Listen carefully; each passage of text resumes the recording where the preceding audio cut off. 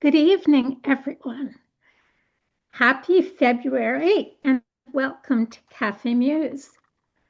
Thank you, Michael Davis, for the beautiful classical guitar music. And Henry, thank you for the slideshow. Also, thank you to the WordWorks for sponsoring our program. I'm Ellen Cole, and I'm hosting tonight along with my fellow co-host, Majda Gama. Our tech director for this evening is Henry Crawford, doing his magic behind the scenes. Our featured poets tonight are Brandel Franz de Bravo and Diane Seuss. I'll introduce Brandel, and Majda will introduce Diane. We encourage you to buy our featured authors' books tonight and to donate to Café Muse to support our literary programs. Links for buying books and making a donation will be in the chat. Audience members have been muted. This helps prevent feedback problems and ensures uninterrupted programming. Please bear with us if we do have a technical glitch. During the reading, you may use the chat to comment or ask questions that our readers may answer during the Q&A period, moderated by the WordWorks Karen Alanier, if time permits. Our program will last for 1 hour. And be sure to mark your calendar for our next Café Muse reading, which will take place on Monday, March 2nd at 7:15 p.m., and will feature poets Grace Cavalieri, Jeffrey Himes, and Kenzie Allen. Now, I'm delighted to introduce our first reader for tonight, poet Brandel Franz de Bravo. Brandel is an accomplished poet, essayist, editor, compassion meditation instructor, and public health advocate. Her newest book, Locomotive Cathedral, came out from the Backwaters Press in 2025. Her previous books are Mother Loose, which won the Accents Publishing Chapbook Prize, and Provenance, winner of the Washington Writers Publishing House Prize. She was also the editor of a bilingual book of contemporary Mexican poetry, Mexican Poetry Today, 2020 Voices, and a co-parenting book, Trees Make the Best Mobiles. Her poems have been published in the Atlantic Quarterly Review, Barrow Street, Black Warrior Review, the Cincinnati Review, Conduit, the Kenyon Review, Poet Lore, and the Southern Humanities Review, and many other journals. One of the poems in Locomotive Cathedral was included in the Best American Poetry of 2024. She's received the Commission of Arts and Humanities Larry Neal Writers Prize in Poetry, as well as 2 artist fellowships, and has been nominated for a Pushcart Prize 3 times. Poet Diane Seuss, who you'll hear a little later this evening, writes in her blurb for Locomotive Cathedral, kinetic and spectral, wise and suspicious of wisdom, Brandel Franz de Bravo's Locomotive Cathedral chugs into an expansive vaulted space where any raised surface can be an altar via a hybrid text of poems, prose poems, and brief lyric essays. Nothing here is undisputable, even the tools of the trade, and I love it.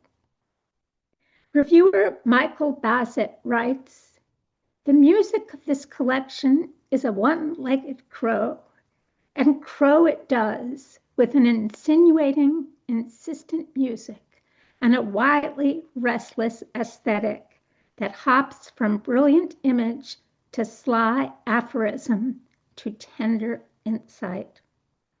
Speaking of someone who also feeds crows, although I don't have a beloved one-legged friend like Brandel's Renee, for companionship and inspiration.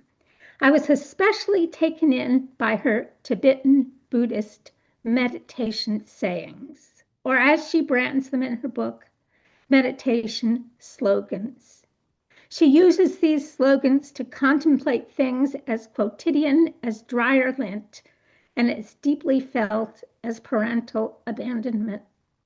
In other poems, she writes about familiar patterns of suicide with compassion and the deep friendships of women. Sometimes her voice is sly, funny, lyrical, but always poignant. She uses a variety of forms, including traditional free verse, rhymed couplets, prose poems, a form that was new to me, the Japanese suihitsu, which I hope I pronounced correctly, and lyric essays. She alludes to our current urgent existential crises. I found her work to be vital and engaging. I'm honored to present poet Brandel Franz de Bravo. Wow. Can everybody hear me okay? Yeah. Thank you, Ellen, for that incredibly thoughtful and detailed introduction. I'm really, really grateful. I didn't expect that. Um, just for those of you who aren't familiar, Locomotive Cathedral came out almost a year ago now. So it feels auspicious and celebratory even to be sharing the spotlight tonight with Diane, whose kind words you heard and for which I'm forever grateful. In fact, I reread them whenever I'm feeling the sting of imposter syndrome. For those of you who don't know Diane, not only is she a brilliant poet, she's an incredibly generous human being, and I admire tremendously her ability to reinvent herself with each new book. And frankly, I never thought I'd have the opportunity to read with her. So big thanks to Café Muse, to Majda and Karen in particular, for surprising me in this way and for hosting us tonight. And thanks to all of you for being here. It is amazing to see all these friends here from all over the world. I can't tell you how much the chats are, my heart is bursting.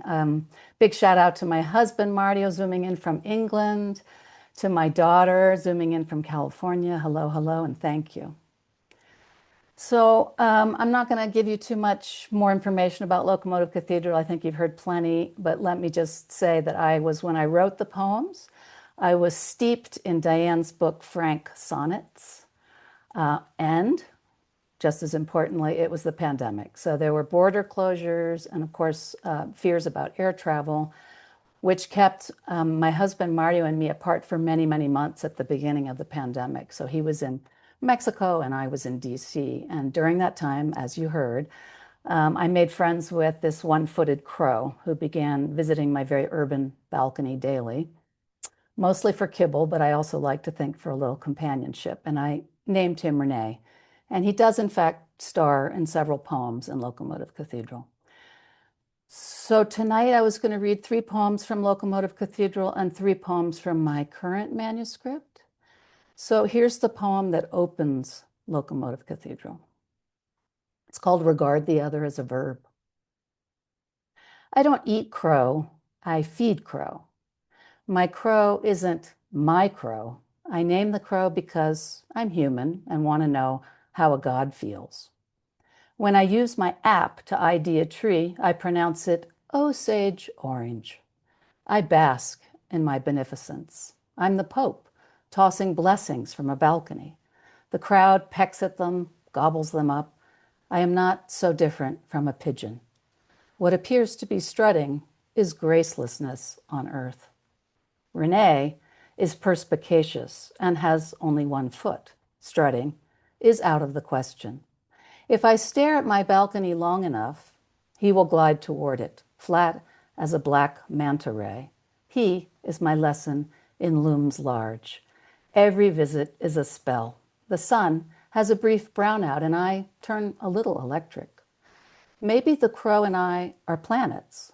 He likes orbs, grapes, and blueberries. Sometimes his eating and my reading align. And then he leaves, a lesson in recede. I watch until he bends around a building. I have a special whistle to call him, but he's not a dog. The dachshund next door barks for hours when my neighbor goes out. Renee caws on my railing for what seems like hours.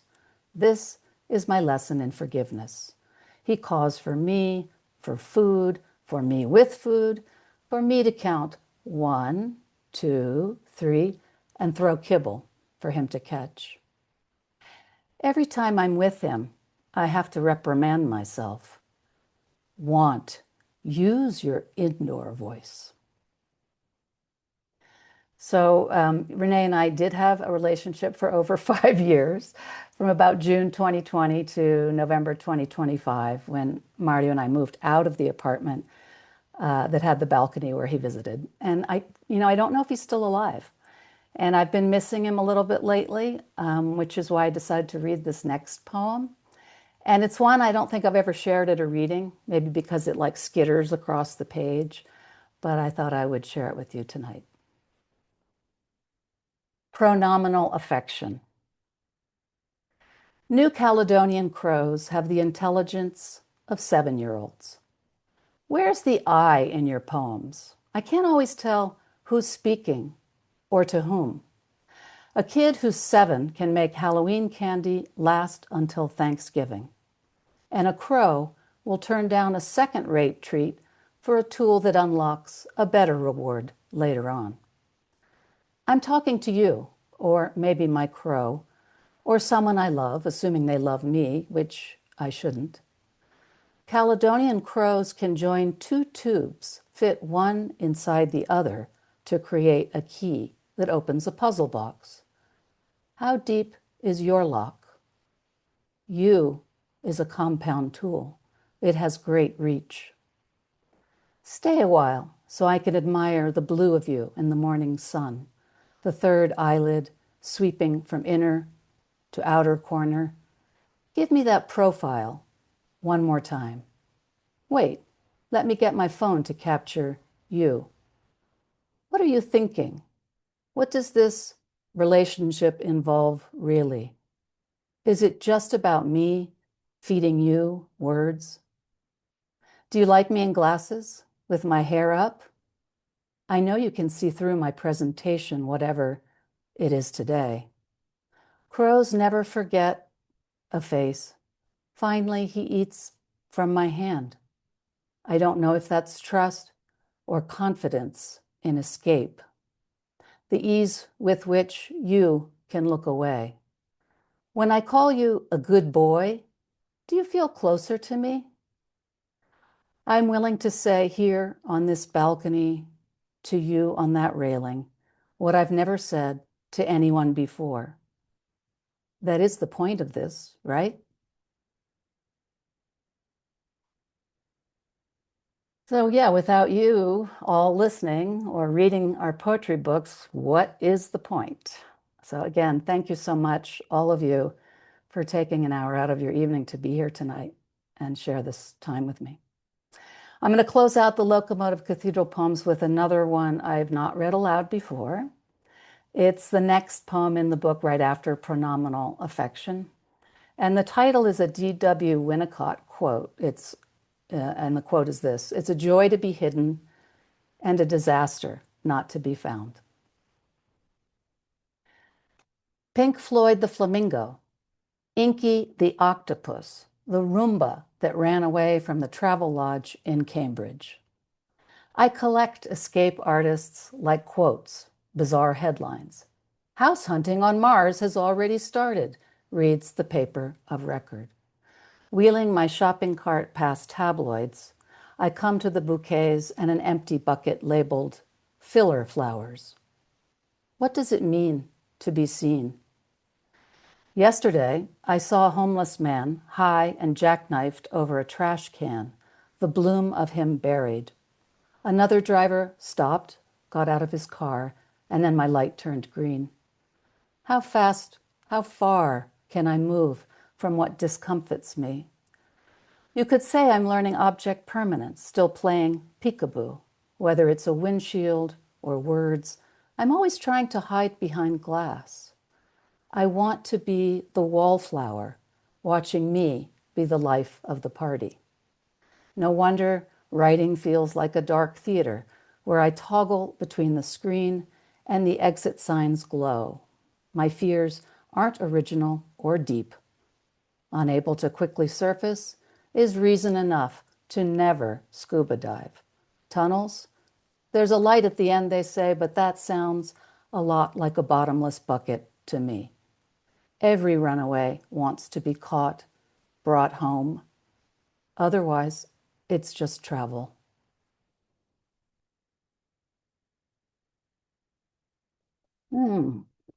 Thank you. So I'm now like to share some new work. The next three poems are from my current manuscript, which is called Fade Away and Radiate. And this first one's How to Keep Produce Fresh. Never thought to separate bananas from their bunch, except right before I eat one. To slow the rot, I'd sooner swaddle the huddled stems in plastic, preserve the nestled curve of them, row of teenage girls turned sideways, hands on hips as they pose for a photo.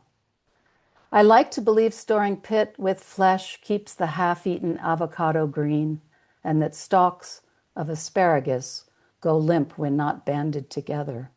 I am bound to credulity and wonder, although little child is left.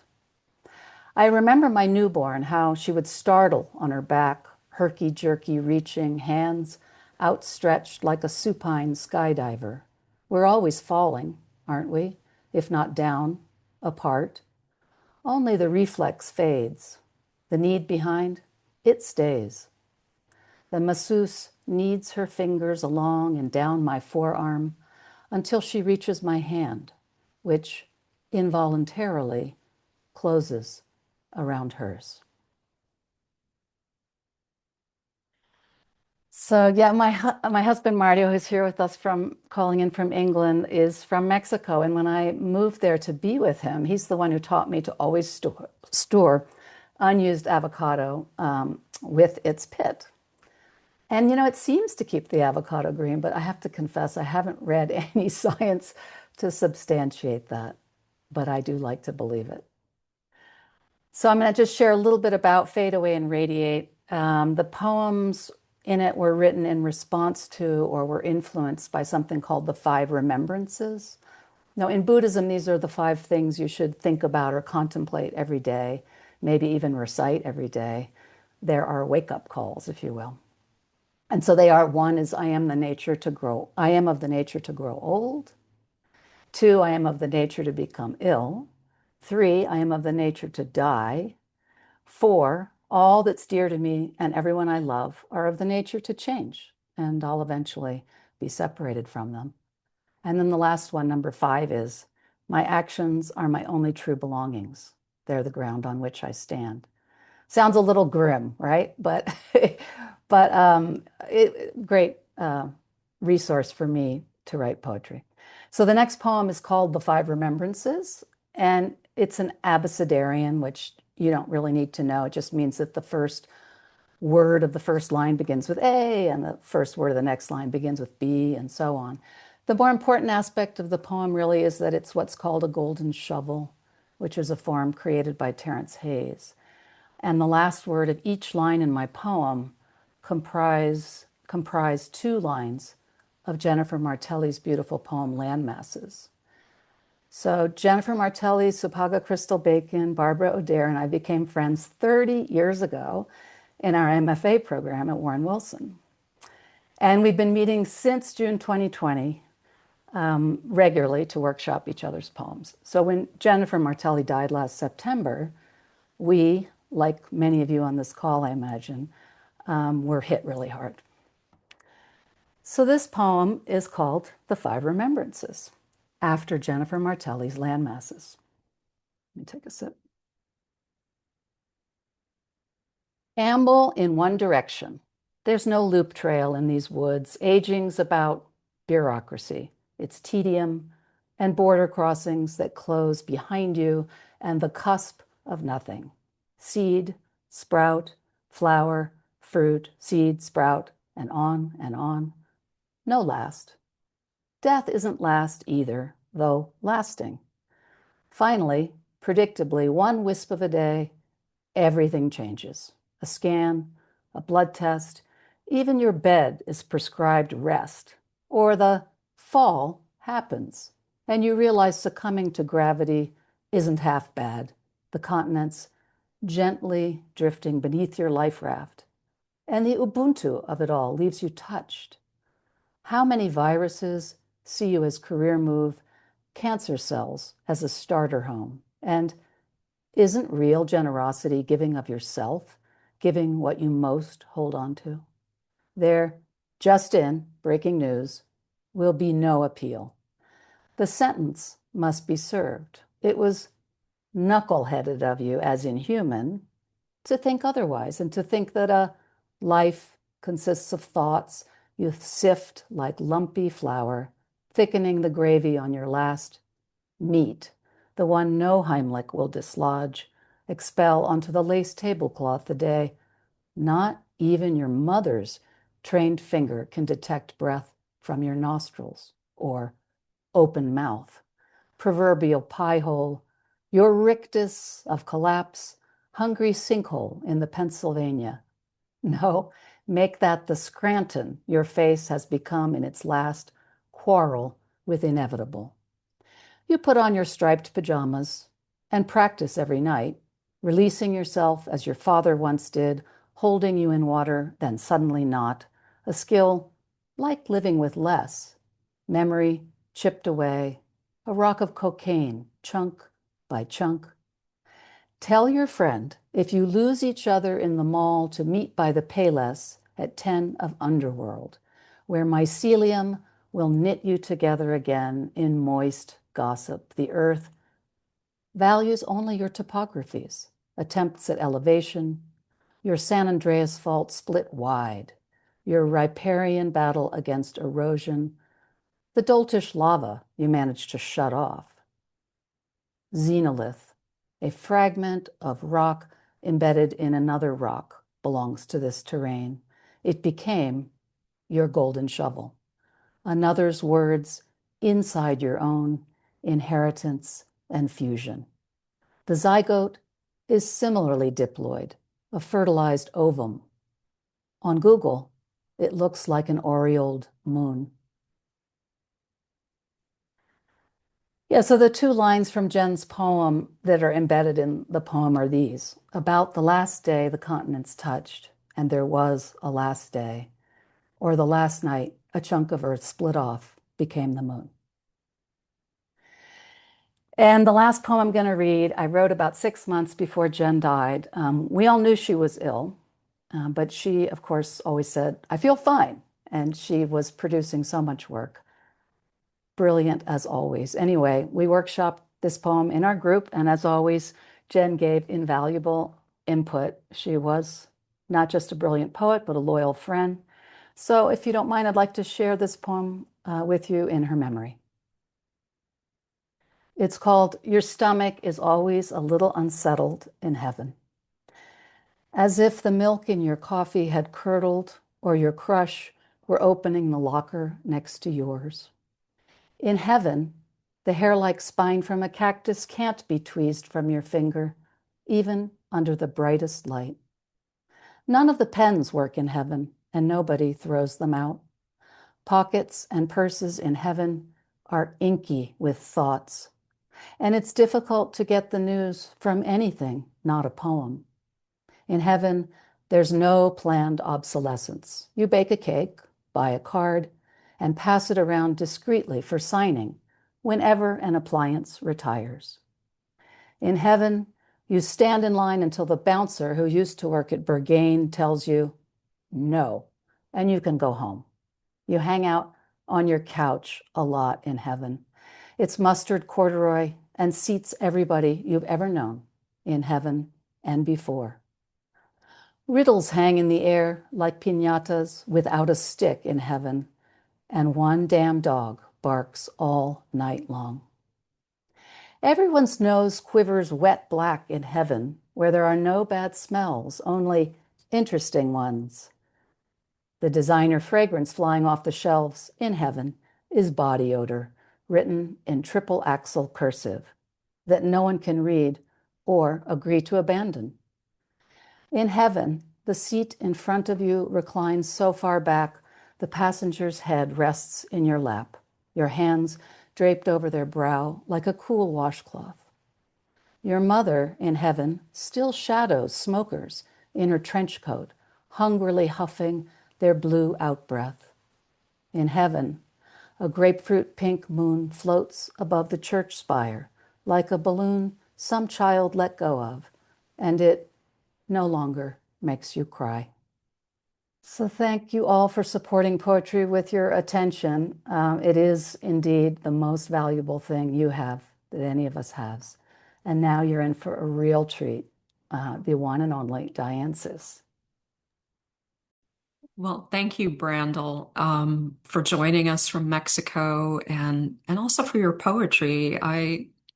I'm new to it, and I know of you through Jen Martelli because I came out to hear you read with Sabaga, and Jen was with you, and that was just a wonderful moment for me to experience, to see your friendship physically and in action, and it's a big loss also for us at Café Muse because we had confirmed to have Jen read with us this year from her current book. So, but she was with us tonight, and thank you for that. Um, Let me introduce Diane quickly for you. Um, I have the surreal pleasure of introducing one of my favorite poets, Diane Seuss. This was a hard introduction to write because part of me is such a shy fangirl when I think of her. Check this out. This is a broadside of Romantic Poet, signed, and it's from the Battelle Day Poetry Center at Smith College.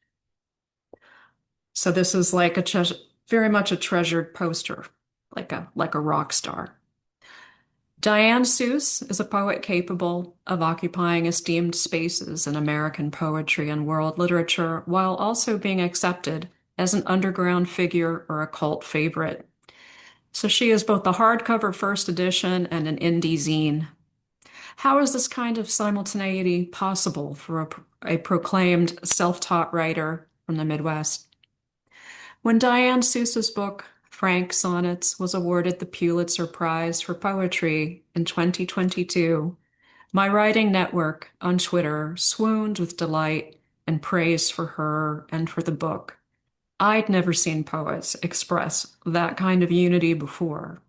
It was affirming, and much of the love for Diane among the poets I know is because of the permission we feel her writing gives us, permission for interiority, for solitude, for self-examination with a dash of punk rock and bohemian East Village lifestyle, and most importantly, for all the variations on girlhood, however you have lived it. I could go on, but I will not keep us too long from the pleasure of Diane's poetry. Let me just say that if you've read Diane's previous award-winning books, then you know she does not really repeat herself technically. She dwells in the present and also fills the page with a palpable presence. Modern poetry is a reckoning with the legacy of Romantic poetry in both theme and form, and also, I believe, with her own presence psychically and physically within American letters. Like a planchette over a Ouija board, the book hovers over the lips of Keats' Death Mask, then wanders over fugues into cowpunk. Each poem is so exquisitely tuned to its own pitch that the book reads like a symphony or a perfectly tracked album like Ziggy Stardust and the Spiders from Mars. So you see how I feel about Diane. I'm a total fangirl.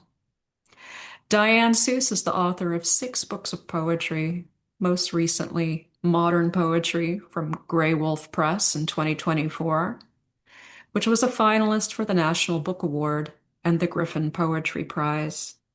Frank Sonnets, also with Grey Wolf Press, was the winner of the Los Angeles Times Book Prize, the National Book Critics Circle Award, and the Pulitzer Prize. Seuss is a member of the Academy of American Poets Board of Chancellors. She was a 2021 Guggenheim Fellow and the recipient of the John Updike Award from the American Academy of Arts and Letters. Seuss was raised by a single mother in rural Michigan, which she continues to call home. Her seventh collection, Althea Poems, is forthcoming in 2027. Please welcome Diane Seuss to Café Muse. Wow. That may be the best introduction I've ever received. It made my eyes water, girl. Hmm. You got it all. And more. Thank you so much. Thank you to Cafe Muse, to everybody here tonight who brought us together, to Brandel for allowing me to be part of this and letting us, I don't know, I receive both challenge and comfort from your poems and inspiration. It really helps to hear you. So thank you. Um, Boy, it's hard to plan a reading um, that speaks to where we are right now. And I don't know that I have, but I'm going to charge in. I just want to check the time because I don't want to go over my time. Okay. Um, I'm going to start with a short poem from Frank Sonnets, since Brandel and Majda mentioned it. And I think it does sort of, I wrote it before all this, but I think it does respond to this contemporary moment, even before it happened. And in its language, focuses on um, our staying in the absolute present tense, whether painful or pleasurable. The best is when you respond only to the absolute present tense. The rain, rain, and wind, an iridescent cloud, another shooting, this time in a shopping mall in Germany. So this is why people want other people to put their arms around them. I will walk to the bay where there is a kind of peace, even emptiness. The barn swallow's sharp flight and cry. Who now has the luxury of emptiness or peace? The beauty of thunder in a place where there is rarely thunder. The mind like a jackrabbit bounding. My wet hair against my neck. Grandfather's barber shop, the lineup of hair tonics by color like a spectrum. The pool table removed to make a room for great grandma to live out her years. My father cutting a semicircle in her kitchen table so it would fit around the stovepipe. Rain, fascism in America is loud. I really was experimenting in Frank sonnets with something that Frank O'Hara's poetry taught me, and that is the mind's ability to bound, to leap in the present tense from memory to present concrete detail and back. So I think I'm grateful to Frank for showing me a bit about how to do that, because it's also helped me understand a way of staying sane in a difficult present tense. This is a poem that will be in my next book, Althea. Usually I was too much for them. Only once were they too much for me, in height, weight, girth, wingspan, too much. And I finally understood what it must have been for those others, overwhelmed by all I was, built for fields and furrows, wide of body, wide of mind. Double wide, one called me. Hey, double wide. And now I get it, having met Sam, former defensive end. If he'd been a poem, it would have been Whitman's Song of Myself. Overkill, slab of beef, storm of vowels, soul, soul, soul, that wet towel of a word, or Allen Ginsberg's Howl.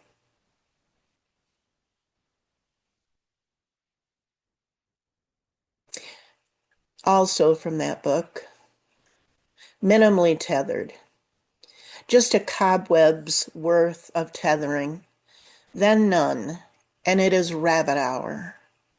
The stars shower strangely around you. Minnows, too, will amass around a dead thing, and with small kisses devour it. True folks, you stop belonging to the world that God so loved. You might walk its streets, but what you walk through is a dilution of a solution.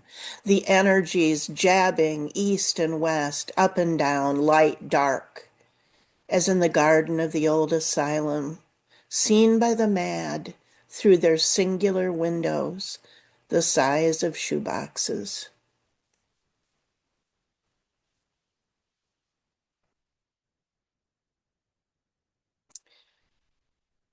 Althea is a figure who sort of came to me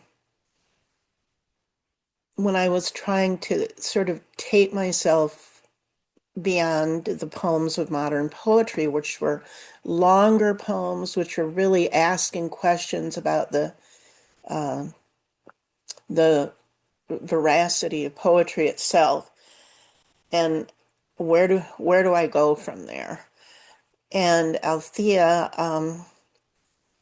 it was is the name of a Grateful Dead song for one, but she just became a figure, a sort of child savant, a ghost, a part of myself that I hope remained from childhood, and then something totally other from me.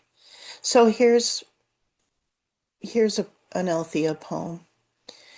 The terrible, various blossoming of the tree, she said to herself, sloshing unshod through the snow water. This was the nature of her humor, the wilderness she aspired to. Mostly it was a way of seeing that did not resort to sentence making.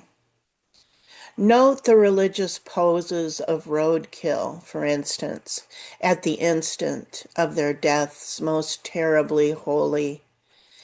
And so to walk the roads was tantamount to sloshing through the gas stations of the cross.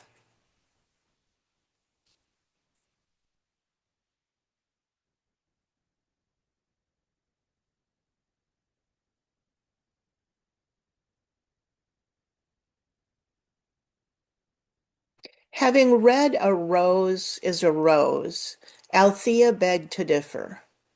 She wrote the word on lined paper torn from her three-ring binder. Rose, she wrote, proving it. A rose is a word. And she could erase it. And once erased, the word lurked behind the erasure, a treasure out of reach, but not a flower. And having read A Rose by any other name would smell as sweet, Althea disagreed. As sweetness is conclusion, contingent on opinion. She liked the sound of that, contingent on opinion. She'd seen coyotes eating wild roses. That must be factored in.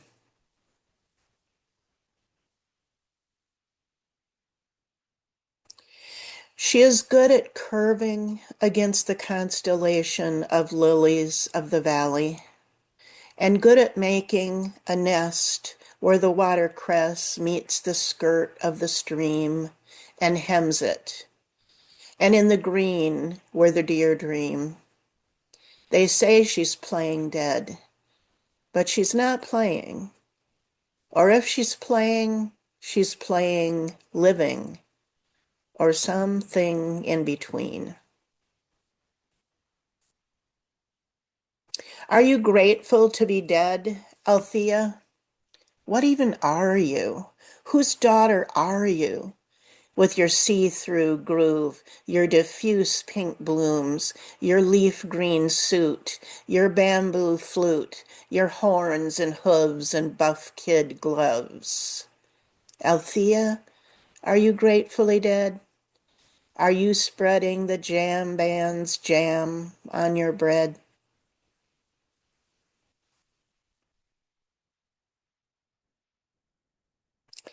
I'll read one more of those and then I'll finish up with a poem from modern poetry by special request.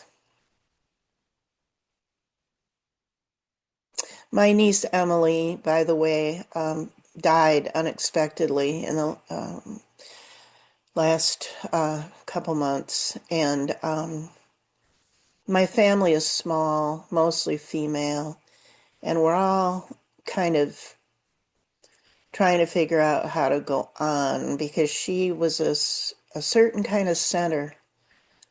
And I realized that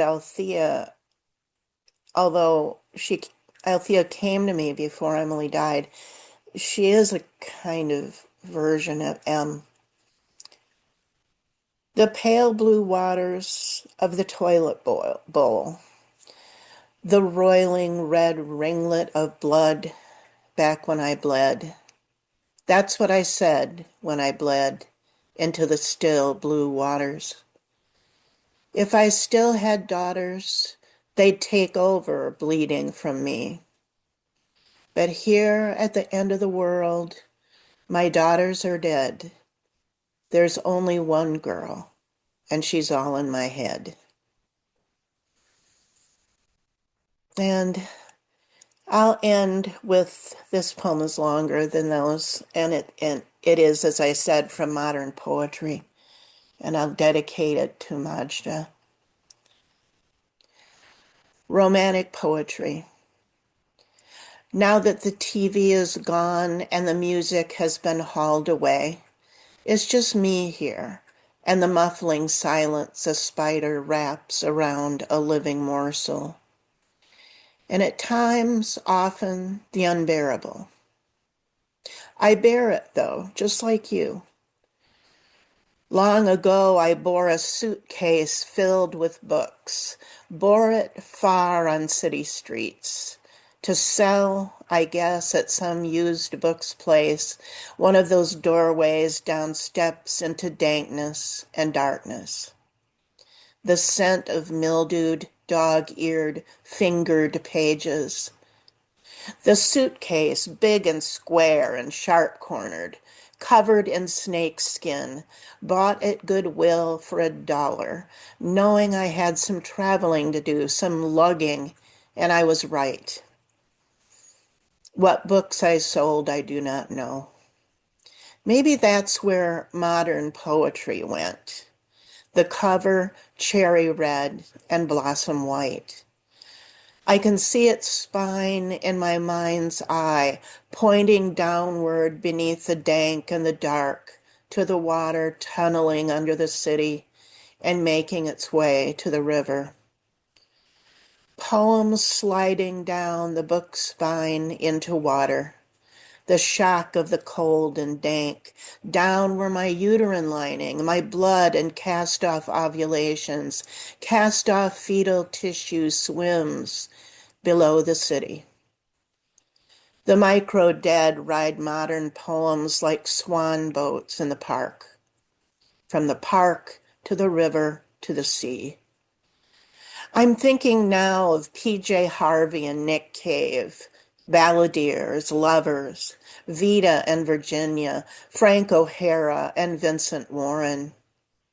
Somehow we ride our lost loves out to sea, or they ride us. It doesn't matter. Poet or poem or reader, the same ectoplasm. The modern in time becomes antique, and the stone faces of the dead convert to symbols ripe for smashing. Come to think of it, symbols are terrible. As the tyrant shouted to the masses, part of his brainwashing campaign, I know it and you know it too. I was 23 when I sold off modern poetry and sailed to Italy seeking romantic poetry, which was at one time modern, and found my way to Rome and Keats' death room, his deathbed a facsimile. Everything he touched was burned to kill what killed him. I lifted his death mask from its nail, cradled it, closed my eyes, and kissed his lips until the plaster warmed and stained his face with the lipstick on my lips. Red is the cover of modern poetry, the color of the droplets of arterial blood he coughed onto his sheets and viewed by candlelight. Then he knew he was done for. His death warrant, he called it. After those many kisses over his face and eyes and the reticulated eyelashes, cold and tangled, my lips were blossom white, my face chalked, like I'd caught something from him. And I don't just mean consumption, though my lungs burned for years. They still burn. This is the danger of the ecstasy of kissing the dead or dying poet on the mouth. The disease you'll catch, well, it changes you. The tingle in the spine, the erotic charge will be forever married to poetry's previous incarnations. It's why marriage itself never worked for me. I kept wanting to get to the part where death parts us, and I could find myself again. Keats made such a compact corpse, only 5 feet tall, shorter than Prince, and intricately made. Always he was working it out, the meaning of suffering, the world's his own, the encounter with beauty nearly synonymous with suffering, how empathy could extinguish him and he could set down the suitcase at last, or finally deliver him to himself, distinct as the waves in his hair and the bridge of his nose. How auspicious, rare, lush, bizarre, kinky, transcendent, romantic, to be young, just 23, and to cradle him in my arms as we listened to the burbling water of the Fontana della Barcaccia from the open window. Thank you. Oh my God. Diane, Mm. thank you so, so much. And to think that you're grieving at the moment and you joined us and Brandel tonight. That really means a lot to hear you read the new poems and to hear you read from Frank as well as modern poetry. I'm Thank you. just Thank you so pleased. I could listen to you read for a couple more hours probably. much. So. Well, I appreciate that. And again, I hope you can send me your introduction. Oh my God, I will do that very much so. Karen, do we have any questions we can ask the poets? Um, well, I don't know that there was any in the audience. I didn't see anything come across, but I wanted to see if we could talk with these poets about poetic form because I think there was a lot of poetic form going on, and certainly I wanted to ask Brandel what the form was. Was it a ghazal that you were reading in that last poem because you kept repeating the same words?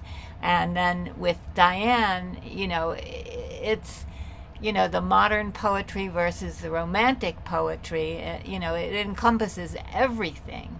So, shall we let Brandel speak first and then Diane?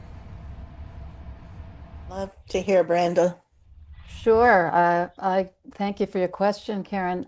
The last poem I read, Your Stomach is Always a Little Unsettled in Heaven, is not a ghazal, actually. It's just, the word heaven is just repeated in various points in each sentence. So either at the beginning or the end, but I just wanted to go for the repetition. So it's sui generis, but thank you for asking. Well, it sounded like a form of some sort, so you made your own. Yeah. Thank When we're writing about the dead, that repetition for me is it holds us up. I mean, it's the oldest, probably the oldest form, maybe the use of repetition to sort of drive us forward through the prayer or the poem. Um, so that's what I heard in that last poem with Jen, and I appreciate your friendship with her so much too. Thanks, Diane. Thanks for bringing up that idea of the ritualistic, because I know in our MFA program, we always talk about repetition as a vocalized pause. So I Mm, love this idea of like trying to stop time for a moment. And yeah, there is something kind of intrinsically elegiac about that. So yeah, thank you for that yes. observation. And it adds chant to the mix. Hmm. Yeah. Yes. For when I was working on Frank's sonnets, I mean, they're not Shakespearean sonnets, but they all have 14 lines and they all have sort of a turn and sort of a couplet. And I do use some metrical lines and some rhyme, but it's not regularized. But there was something about having those 14 lines to rely on. It's a memoir in sonnets that allowed me to write about challenging things, and it holds us up. So that's one thing I love about form. For me, it's the part of poetry that is handed down and that uh, lasts beyond, before us and beyond us. And to be able to step into it for me, now when I was a young writer, I was like, yeah, I'm inventing my own crap. Um, but now it's the part of poetry that I rely on the most, to get us through. And yeah, it carries the beauty and the history of poetry. And I really appreciate having access to that. My God. I mean, really, Keats, to be able to contact Keats through his work and through writing about him felt incredible. Thank God. My Well, dad died when I was little, and so language became a way of staying in touch. And I think that's what poetry is to me. well, thank you both for talking about form. We try to, pick up on various things, and sometimes it turns into a tip or a workshop unintended, and it's so lovely for our, audience. So thank you very much, and I'll turn this back over to Majda to close out our evening. That was beautiful responses. No more questions at all in the audience. I'll go ahead and wrap up. thank you for joining us. Our featured poets tonight were Brandel France de Bravo and Diane Seuss. Thank you to my co-host and friend, Ellen Cole. Gratitude to Henry Crawford for running the tech portion and just being an amazing person in general. Thank you, Karen Alanier, as well, for directing the event. Café Muse will return online on Monday, March 2nd, 2026 at 7:15 with featured poets Grace Cavalieri, with Jeffrey Himes, and Kenzie Allen. In the meantime, stay safe. We're all we have with each other, for each other, to uplift each other. Thank you for the poetry. Good night.